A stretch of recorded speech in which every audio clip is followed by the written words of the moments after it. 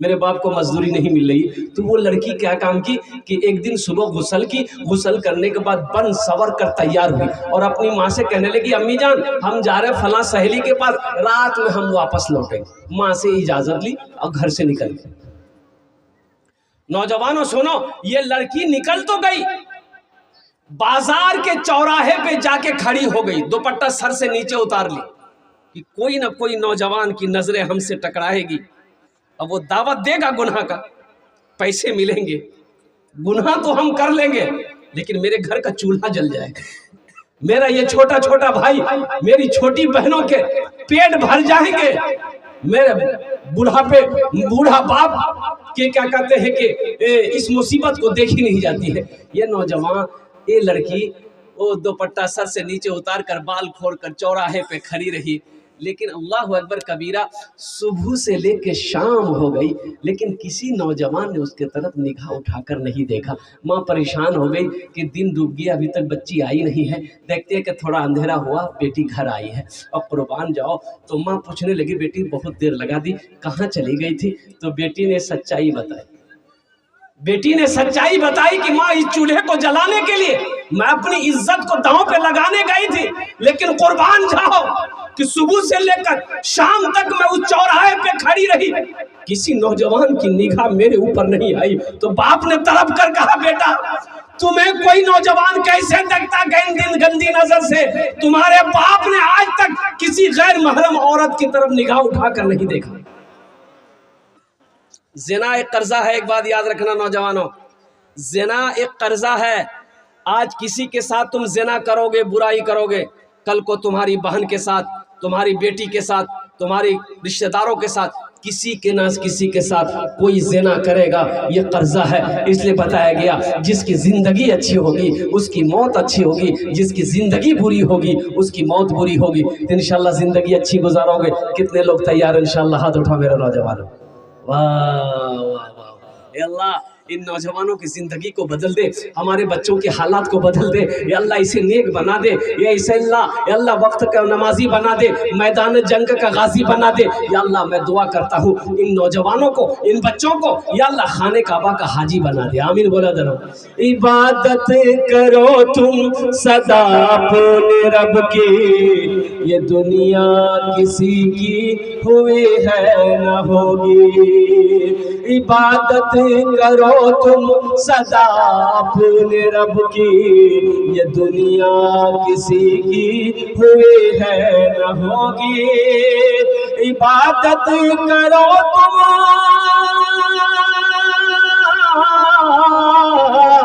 इबादत करो तुम सदा अपने रब की, ये दुनिया किसी की हुई है न होगी। यहाँ पर किसी की बनी ना बनेगी, मिलेगी तो 2 गज ज़मीं ही मिलेगी। यहाँ पर किसी की बनी ना बनेगी, मिलेगी तो 2 गज ज़मीं ही मिलेगी।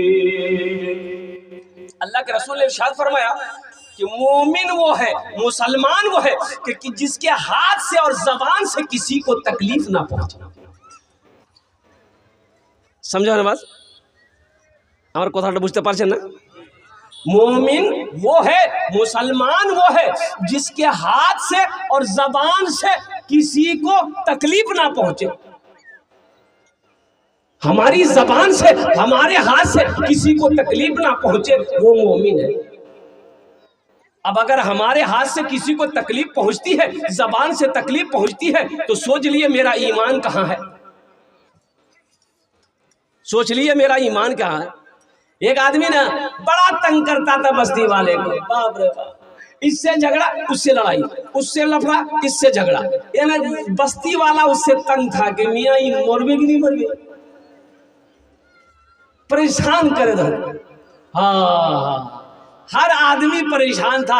एक दिन हुआ कि बेचारे को इसकी मौत का वक्त करीब आ गया, तो अपना बेटा को बोला, बेटा जा बस्ती इतनी सब घरों बोले देवो कि मोर बार आखिरी टाइम छे और माफी मांगबे, तो तुम्हारा सब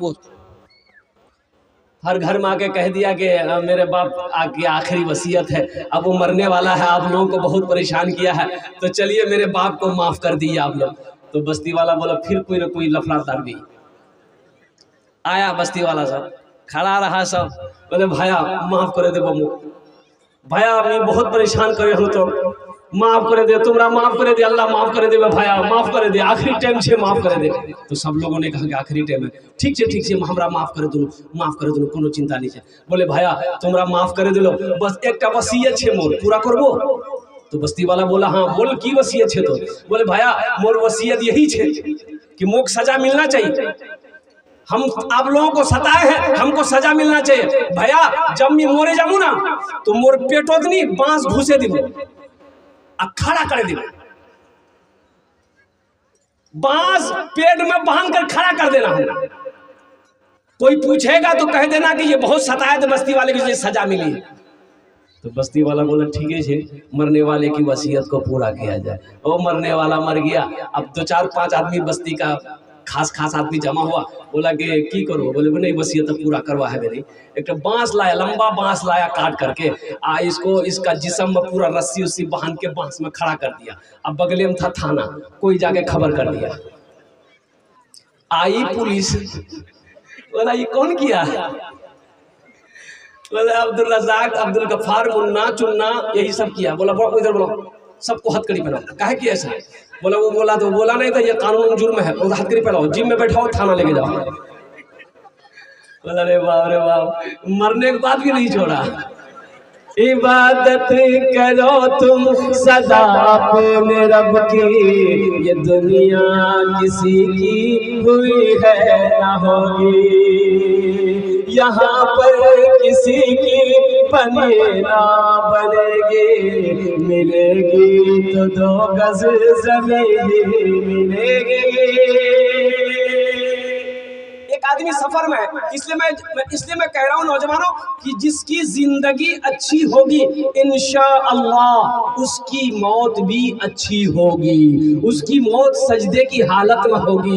इंशाअल्लाह जिसकी जिंदगी अच्छी होगी उसकी मौत मस्जिद में होगी।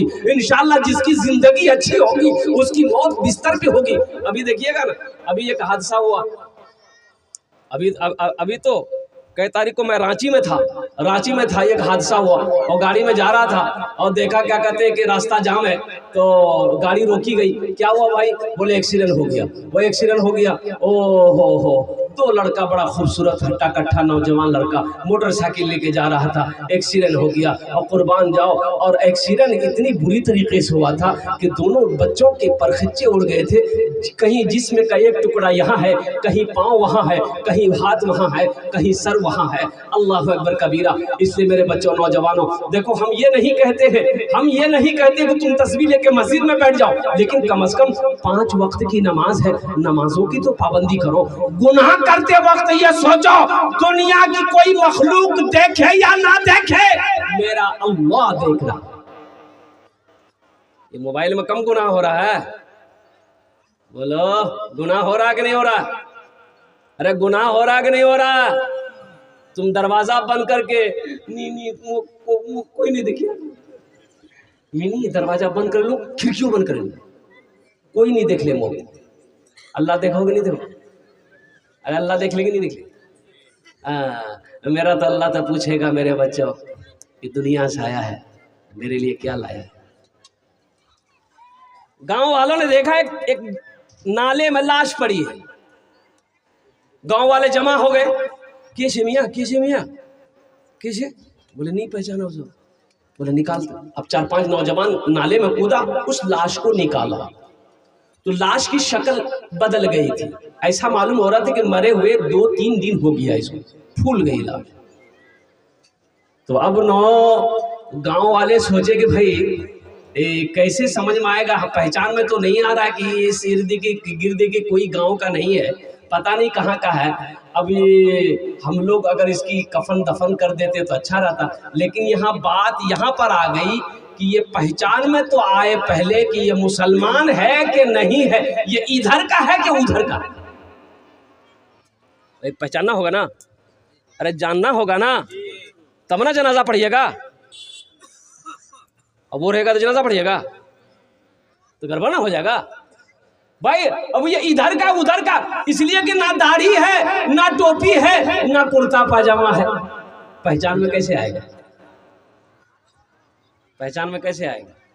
देखो ना, टी शर्ट वो भी पहनता, टी शर्ट तुम भी पहनते हो, वो भी दाढ़ी नहीं रखता, तुम भी दाढ़ी नहीं रखते हो, वो भी खड़ा होकर पेशाब करता, तुम भी खड़ा होकर पेशाब करते हो। हाँ, उसका नाम भी मंटू, तुम्हारा नाम भी चिंटू, तो कन्ने पहचान जाए, पहचान जावे? अरे बोलो ना भाई, पहचान में जाएगा? कुर्बान जाओ।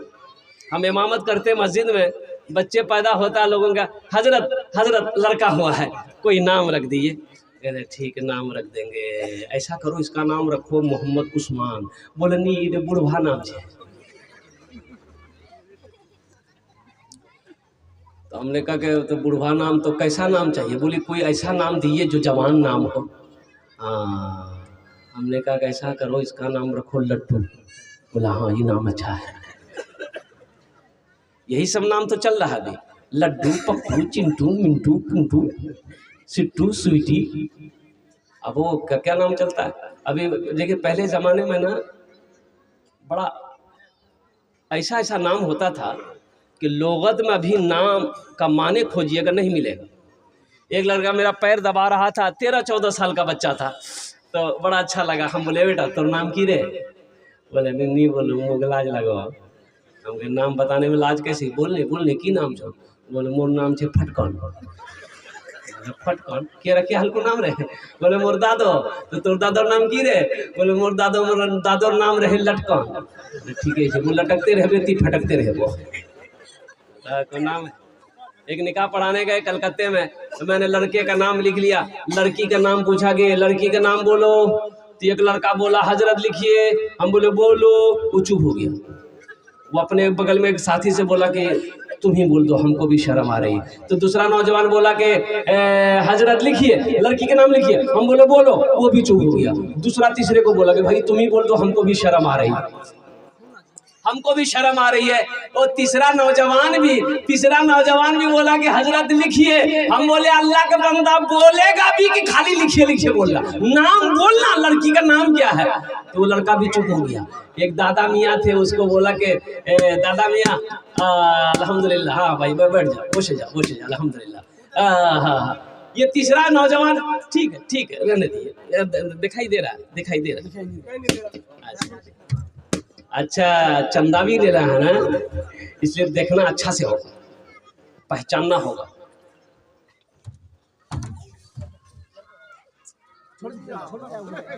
हो गया।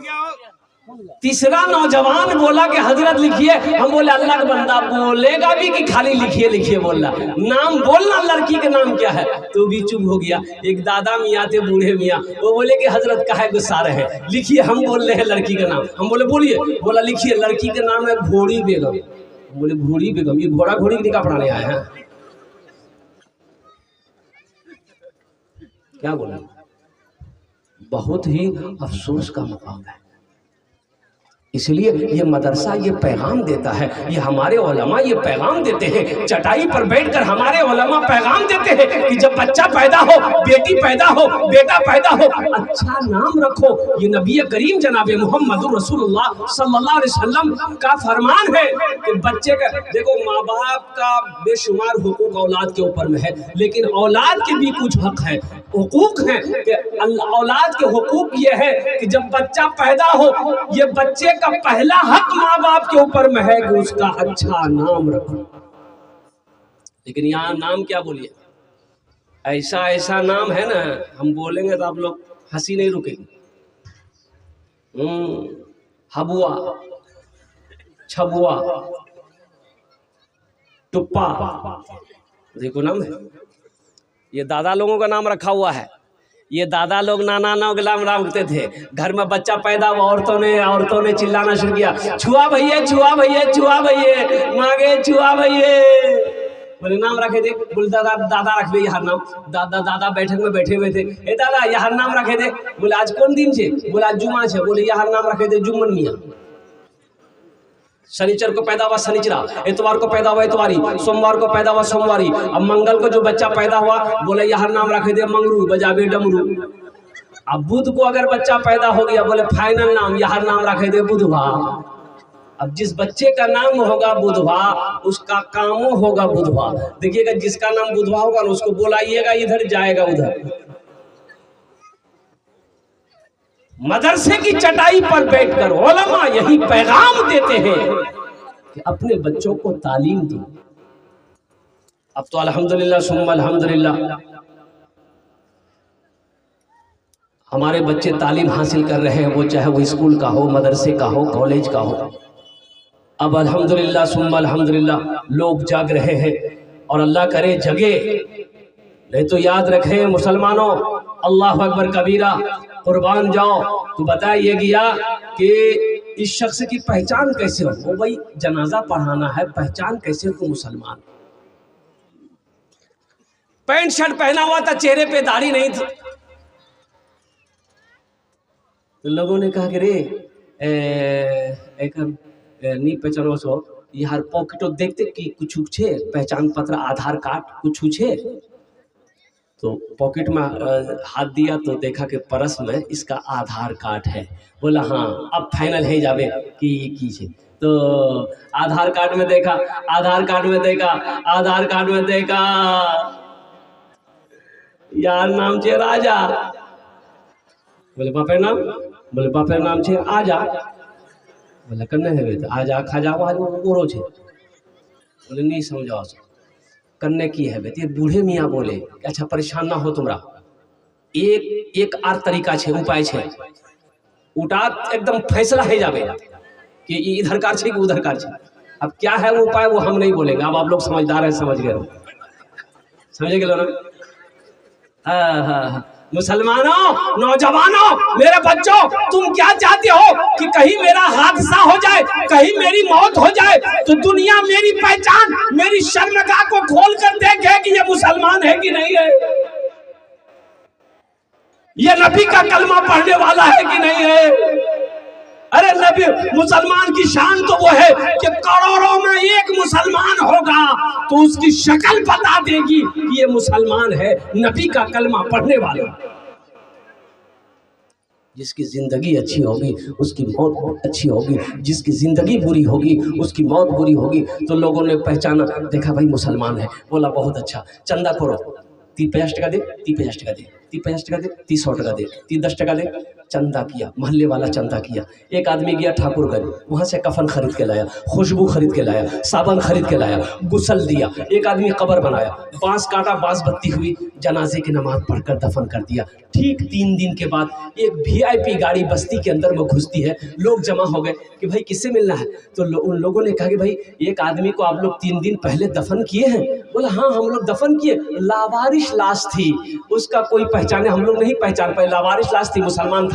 हम लोग चंदा उंदा करके कफन का इंतजाम करके जनाजा पढ़ के दफन कर दिए। उसमें से 2-3 नौजवान रोने लगा ज़ारो ख़तर। तो बस्ती वालों ने पूछा कि उस मरने वाले से आप लोगों का क्या रिश्ता, क्या ताल्लुक था? तो उन नौजवानों ने कहा कि जिसको आपने दफन किया वो कोई और नहीं, मेरा बाप था। कुर्बान जाओ, जिसको आप लोगों ने चंदे का पैसा से कफन दिया है वो कोई आम आदमी नहीं है। मेरी फैक्ट्री दिल्ली में है, मेरी फैक्ट्री कोलकाता में है, 1000 बीघा जमीन का मालिक है, उद्योगपति था, करोड़पति अरबपति आदमी था। और कुर्बान जाओ, तो उस एक अल्लाह वाले थे, एक आलिम दीन थे, उन्होंने कहा कि आहा अफसोस है, कैसी मौत मरा कि अपने पैसे का कफन तक नसीब नहीं। कैसी मौत मरा कि अपने पैसे का कफन तक नसीब नहीं हुआ। इसलिए नौजवानों, जिसकी जिंदगी अच्छी होगी उसकी मौत अच्छी होगी, जिसकी जिंदगी बुरी होगी उसकी मौत बुरी होगी। इसलिए अपनी जिंदगी को अच्छी बनाओ और